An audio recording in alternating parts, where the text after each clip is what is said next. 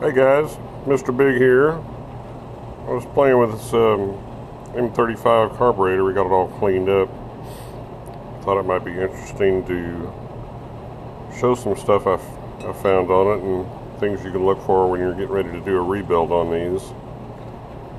First off, I want to check for throttle bore wear, and apparently this one's got quite a bit. I don't know if you can see. Normally you can rub your finger through the board and you can feel the rough edge there that throttle plate is made on the inside. So what happens is, I'm going to show you here, we got to put a shaft in it, grab us a plate, drop that puppy in there like so, sort of. Come on, baby. There you go. So we got it in there. We'll get our little flashlight set up.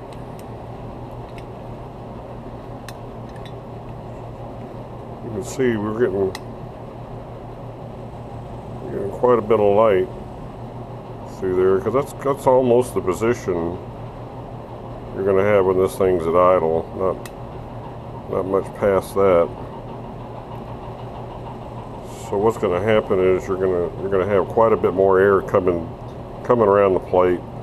It's going to make it really hard to get your idle to work properly, and your idle circuit to do the right thing. I'll show you another carburetor here. It's an M74. It's got a nice clean bore with no marks in it, or any marks of consequence. We all got some.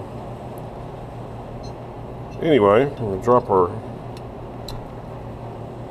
deal in here just to give you an example of what's happening.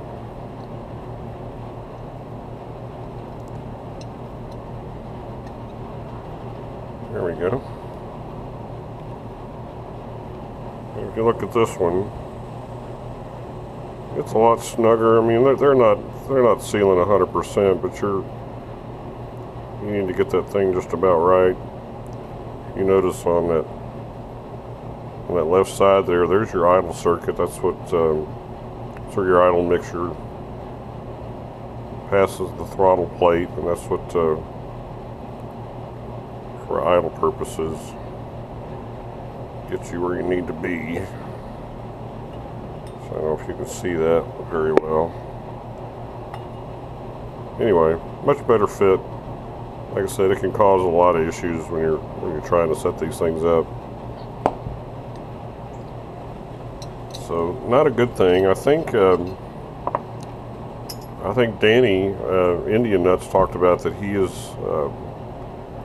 he's able to machine these out, oversize a bit, and make a new plate, and salvage these carburetors. So if you want to try that, you can always contact him, and he might be able to fix you up. Something else that's kind of interesting also is the choke shaft. It's really kind of surprising. I've seen several like this, and if you can see there's quite a bit of wear on this choke shaft. I was just kind of surprised that you would see that much wear on the choke shaft rather. I mean, these things there's no bushings in there. It's just bare brass. But if you look at this one, you can see that the hole, it's pretty egg-shaped. When you put it in there,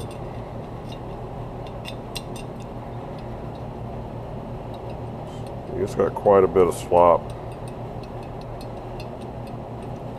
And honestly, I've never seen anybody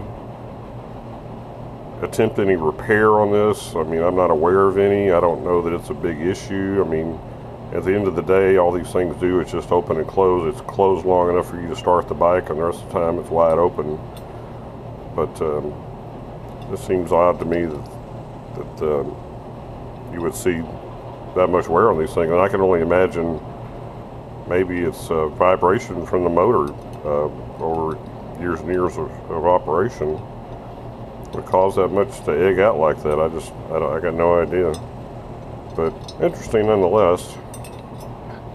So anyway, you're checking these things out. You want before you rebuild them, see if they are rebuildable. The big thing, of course, is the throttle bore, where that's going to have the biggest effect on these things if they're going to work properly. Obviously, the bushings need to have a good tight fit. Even without measuring these with a set of calipers, you can. I could feel that there's a lot of play in this one, so it would definitely need new bushings in it. That's something else that's worthwhile checking out is the throttle plate itself. I mean, this one is actually in pretty good shape, but what happens occasionally, here's an example. This is an 1.25 inch plate. If you can see that, it's rubbed up against the mouse to rub and wore up against the bushing, the top bushing, and it's got a little tit on it from too much wear, and more than likely what happens is when you're assembling these things, you've got your shaft set in there, and then you've got a spring. You set your spring on the shaft, and then you install your throttle lever on top of that, and that keeps everything snugged up and keeps everything centered, so it doesn't have a chance to bounce up and down, and it keeps it in the right place, and keeps you from having those wear areas in the throttle and in the bore area and on the plate itself. So really important that you get that spring put in there. I'll drop that one. As you can see, the one I took out of it, and it is just toast. It wasn't really doing much. So you got that. Just a few things that you need to look at. Basically, it's just a lot of cleanup, making sure everything's where it should be. But that's all I got for now. We'll try to do some other stuff down the road. We need to make sure the mating surface is good and flat. It's not all bowed up.